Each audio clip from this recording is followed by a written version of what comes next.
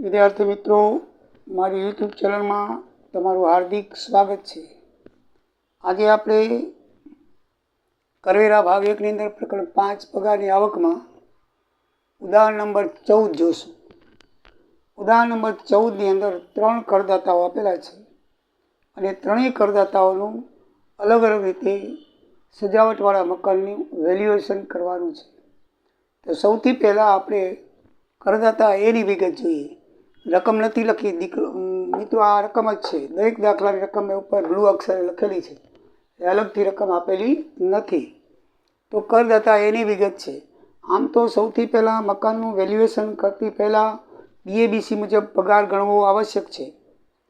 જો BABC મુજબ પગાર ન આપેલો હોય તો તમને એની વિગત આપેલી હોય તો BABC પ્રમાણે પગાર, કુલ પગાર, ગ્રોસ આવક ગ્રોસ પગાર ગણી અને પછી એ સવલતનું મૂલ્યાંકન કરવું જોઈએ। પણ આ દાખલાની અંદર તમને BABC મુજબ પગાર આપી દીધેલો છે, એટલે પગારની ગણતરી કરવાની નથી, ડાયરેક્ટ સીધું વેલ્યુએશન કરવાનું છે।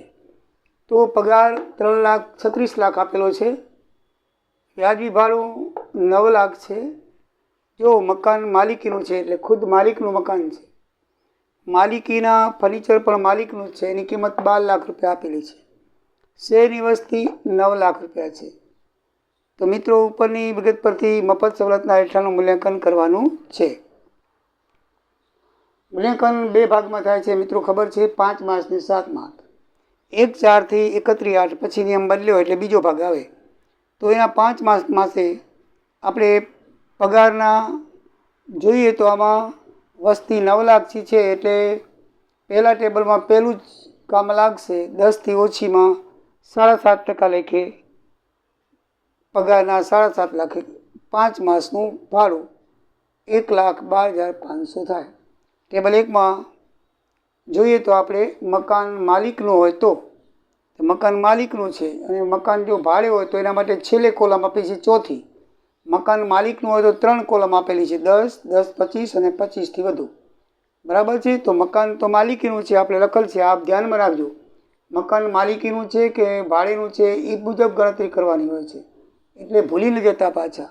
આ મકાન છે માલિકીનું છે અને પહેલાં 5 માસનું 31/8 સુધીનું ભાડું માલિકીનું છે। વસ્તી પાછી 10 લાખથી ઓછી છે, 10 લાખથી ઓછી છે એટલે પહેલી કોલમ ભાગ લાગશે 7.5% વાળી, બરાબર છે।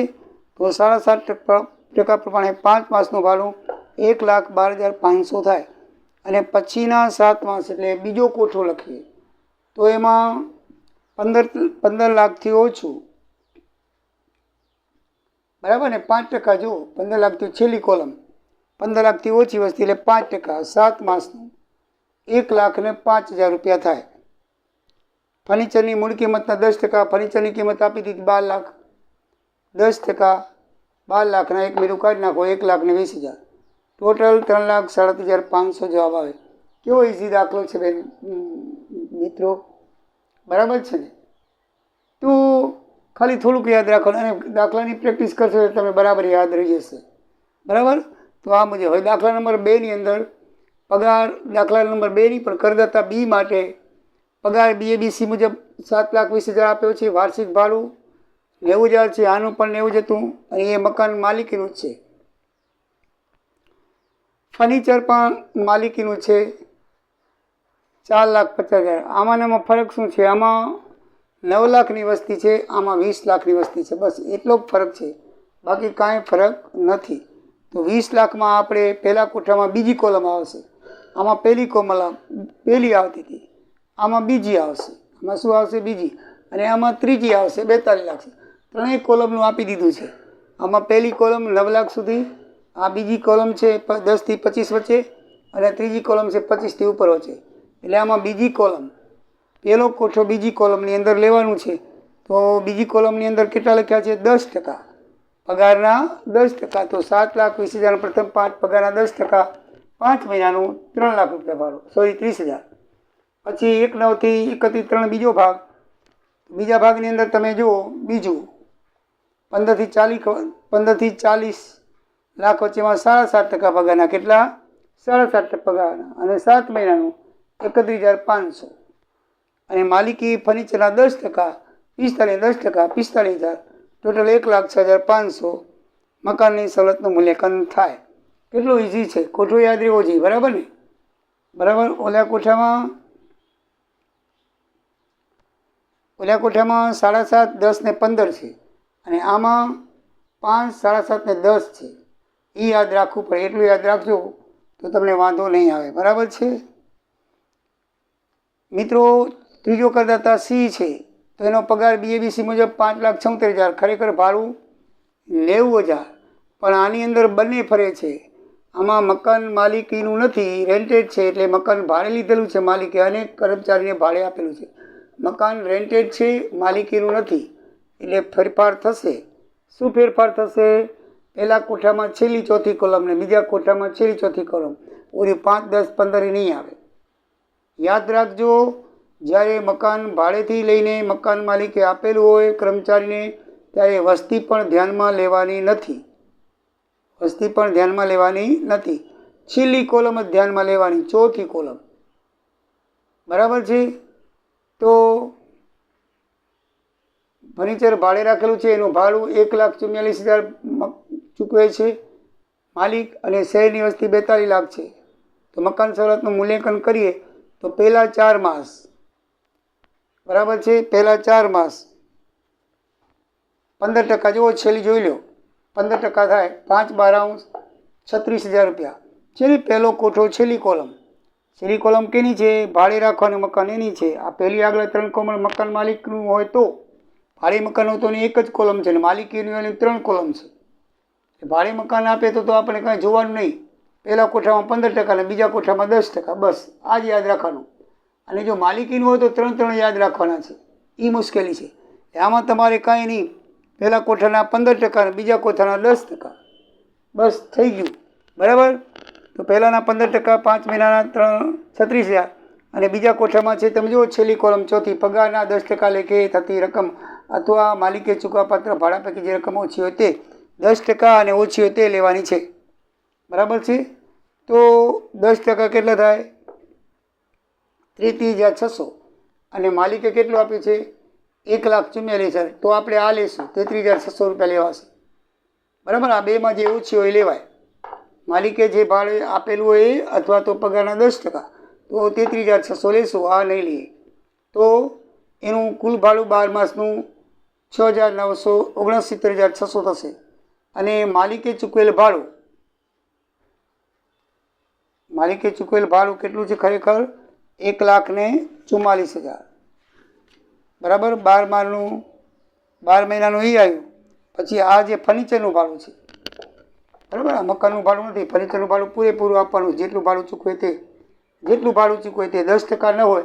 આમ તો ફર્નિચરના 10% છે, ધ્યાન રાખજો. આમાં પણ જો ફર્નિચરની કિંમત આપેલી હોય તો ફર્નિચરના 10%, અને ફર્નિચરની કિંમત ન આપેલી હોય ને ભાડું આપેલું તો પૂરેપૂરું ભાડું. સમજાઈ ગયું મિત્રો? આમાં ત્રણેયમાં ફરક છે. મકાનમાં ફરક છે, ફર્નિચરમાં ફરક છે, અને વસ્તીમાં પણ ફરક છે. ત્રણેયમાં ફરક છે. વસ્તીમાં તો ભલે ફરક રહ્યો, પણ વસ્તીની અંદર આપણે ધ્યાનમાં લેવાની નથી, બરાબર. વસ્તી તો તમે ખાલી ભૂલાવવા માટે આપી છે. બાકી મકાન ભાડે હોય એમાં વસ્તી ધ્યાનમાં લેવા નથી. એમાં 10% ને 15% જ છે, બરાબર છે. તો 15% ને 10% છે, તો 15 અને 10 પ્રમાણે આપણે લખી નાખ્યું. આ જે આવ્યું એ શું આવ્યું? મકાન ભાડું. અને આ 1,44,000 છે એ શું છે? ફર્નિચરનું ભાડું. સોરી, આજે તમે કીધું ને 1,44,000 પણ 90,000.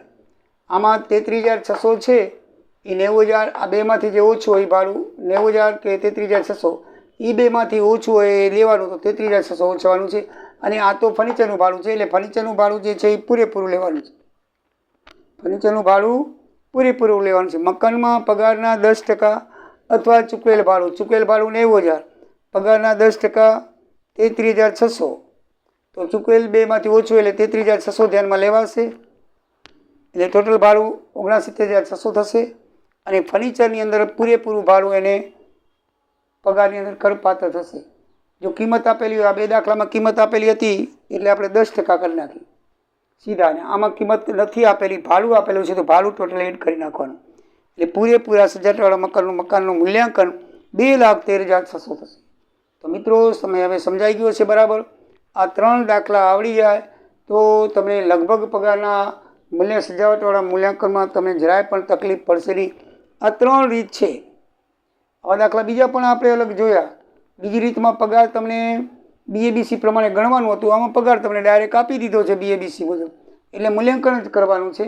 જો 3 મૂલ્યાંકન પૂછે તો આ દાખલો પૂછી શકે, અને એક જ દાખલો પૂછ્યો તો પગારનું તમને મૂલ્યાંકન પગાર તમારે ગણવો પડે BABC મુજબ, અને પછી મૂલ્યાંકન કરે.